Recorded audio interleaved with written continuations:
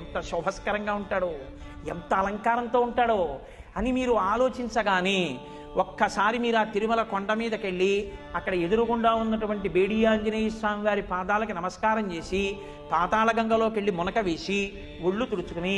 ఆదివరాహస్వామి గుళ్ళోకి వెడితే ఇలా ఉన్నటువంటి ఆదివరాహస్వామి గుండెల మీద ఇలా ఉన్నటువంటి మహాలక్ష్మీ అమ్మవారు దర్శనమిస్తే ఆదివరాహస్వామికి నమస్కారం చేసి ఆయన దేవాలయం అంతరాలయం చుట్టూ ప్రదక్షిణం చేసి బయటికి వచ్చి ఆనంద నిలయం ఆ వెంకటేశ్వర స్వామి వారి దేవాలయం ముంగిటికి వెళ్ళేసరికి అక్కడ వేసినటువంటి తివాచి, ఆ ఎదురుగుండా గడప దగ్గర ఉన్న గొట్టం, దానికి ఉన్న కన్నాలు, అందులోంచి నీళ్లు, ఆ నీళ్లు మీ పాదాల్ని తమంత తాము కడిగేస్తే వంగి ఎర్రతివాచి కప్పిన గడప ముట్టుకుని అటూ ఇటూ కట్టిన అరటి చెట్లు, శంఖనిధి, పద్మనిధి, మీరు ఆ గడప దాటి ఇలా లోపలికి వెళ్ళి కుడి చేతి వైపు తలెత్తి చూస్తే కింద బొడిపితో ఒక పెద్ద గుణపం వేళ్లాడుతుంటే, ఓ ఇది పెట్టే కదా ఆనాడు అనంతాచార్యుల వారు వెంకటేశ్వర స్వామి వారిని కొట్టారు. అది గడ్డం మీద తగిలితే ఇప్పటికీ చందనం బొట్టు పెట్టుకుని,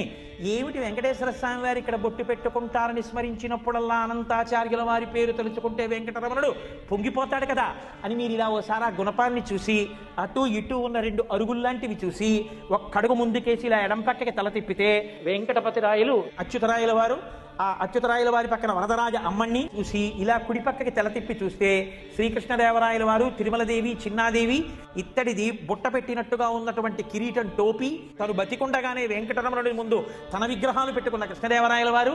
అది దాటి కొంచెం 2 అడుగులు ముందుకేసి ఇలా తలెత్తి చూస్తే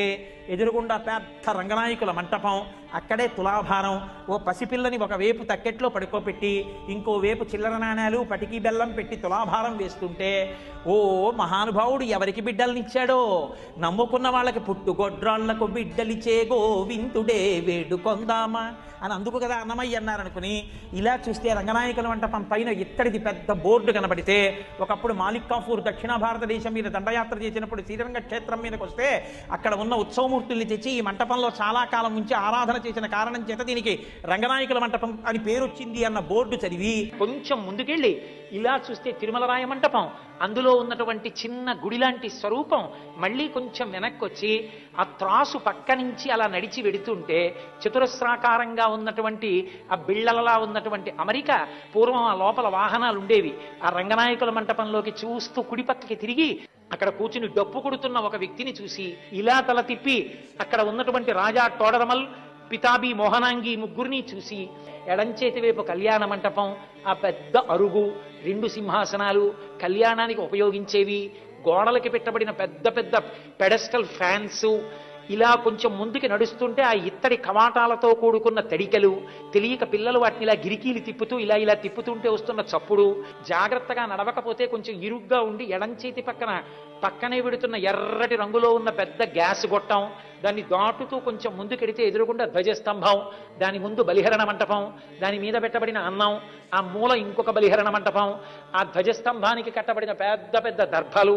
అక్కడి నుంచి ఇలా పక్కకి తిరిగితే పెద్ద గడప, ఆ గడప దాటబోతుంటే ఎడంచేతి పక్కన ఉన్నటువంటి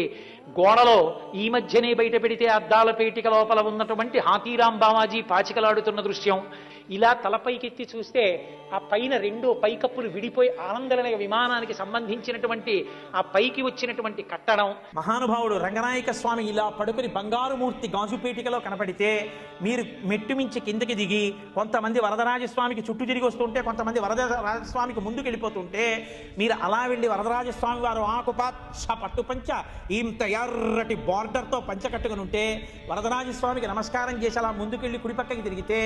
తిరగగానే ఓం నమో వెంకటేశాయ అని ఆనంద నిలయంలోంచి వినపడుతుంటే మీరు ఒక్క అడుగు లోపలికేసి ఇలా ఆనంద నిలయం లోపలికి వెళ్ళి ఇలా తలపైకెత్తి చూస్తే మెట్టతామరాకులు ఎలా ఉంటాయో అలా తెల్లటి దీపాల గుత్తులకి ఆకులుండి మధ్యలో దీపాలు వెలుగుతుంటే పెద్ద దీపాల గుత్తు గోళీలతో తయారు చేసిన లాంటిది ఒకటి వేలాడుతుంటే కొంచెం ముందుకెళ్ళి కుడిపక్కకి చూస్తే రెక్కలు విప్పినటువంటి గరుత్మంతుడు కనపడితే ఆయనకు నమస్కారం చేసి మళ్ళీ మీరు ఇలా అభిముఖంగా తిరిగితే ఎదురుగుండా ఒక్కసారి ఆ 2 పక్కలా ఉన్నటువంటి మంటపాల్లోంచి ఇలా జ్యోతులు పట్టుకున్నటువంటి మూర్తులు, ఇది శౌచంతో లోపలికెళ్ళాలని మనకి హెచ్చరిక చేస్తున్నటువంటి జయ విజయులు, కొంచెం ఇలా ఎత్తుగా ఉన్నటువంటి ఆ చెక్క మీదకెక్కి ఇలా చూసేటప్పటికీ నల్లటి ముఖం, ఇంతంత ఊర్ధపుండ్రాలు, ఇంతంత కపోలాలు, గడ్డం, గంధపు చుక్క, దాని మీద వజ్రవైఢూర్య ఖచ్చితమైనటువంటి కిరీటం, దాని మించి వ్రేలాడుతున్న తోమాల, కుడి చేతిలో చక్రం, ఎడం చేతిలో శంఖం, అక్కడ వరకు కనపడేటప్పటికే ఒళ్ళు మరిచిపోయి గోవిందా గోవిందా అంటూ లోపలికి ఎడుతుంటే, మీరు ఎడుతున్నారో మిమ్మల్ని తోస్తున్నారో తెలియని స్థితిలో ఇలా దగ్గరికి ఎడితే ఆ తోమాల ఇలా వేలాడి ఇలా పక్కలకి వేలాడుతుంటే స్వామివారి వక్షస్థలంలో ఉభయనాంచారులు, వాళ్ళకి చుట్టబడినటువంటి పూలదండలు, మహానుభావుడు మెడలో వేసినటువంటి పెద్ద పెద్ద సాలగ్రామాల మాలలు, ఆ కడుపు కొద్దిగా ఇలా వంగినటువంటి నడుము, దానికి పెట్టుకున్నటువంటి బ్రహ్మాండమైన వడ్డానం, దానికి ఉన్నటువంటి దశావతారాలు, అడ్డంగా పెట్టుకున్నటువంటి నందక ఖడ్గం, బలిష్టమైనటువంటి తొడలు, పాదములకు పెట్టుకున్నటువంటి మంజీరములు,